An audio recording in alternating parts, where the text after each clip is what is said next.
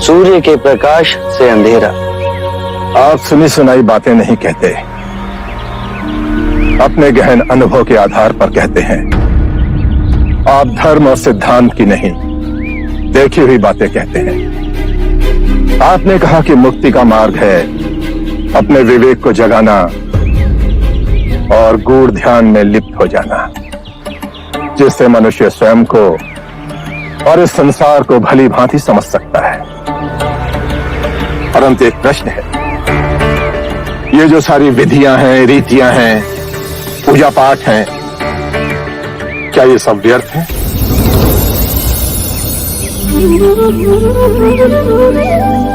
यदि कोई व्यक्ति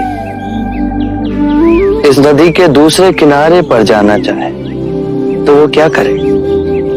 यदि जल गहरा नहीं है तो वो चलकर जा सकता है, और यदि जल गहरा है तो वो नाव की सहायता से जा सकता है या स्वयं तैरकर जा सकता है। यदि वो चलना ना चाहे और ना ही तैरने को तैयार हो और ना ही नाव ले जाने को तैयार हो, और वो कहे कि मैं प्रार्थना करता हूं इस नदी का दूसरा किनारा स्वयं चलकर मेरे पास आ जाए, तब तो ऐसे व्यक्ति को मूर्ख कहेंगे, महामूर्ख। इसी प्रकार यदि व्यक्ति अज्ञान और भ्रांति को अपने विवेक से मिटाएगा नहीं तो परम आनंद और मुक्ति के दूसरे छोर पे कैसे पहुंच पाएगा? चाहे वो पूजा करे या अनुष्ठान या व्रत करे या किसी नीति पर चले, वो इस किनारे ही रहेगा। हमने सारे शास्त्रों को पढ़ा, उन पर व्याख्या की, परंतु जीवन के इतने जटिल सत्य को इतनी सरलता से किसी ने नहीं समझाया, किसी ने नहीं समझाया। आप इस भटकती मानवता को परम ज्ञान का मार्ग दिखाएंगे। आप करुणा के सागर हो। हे बुद्ध, आप हमें अपना अनुयायी स्वीकार करें।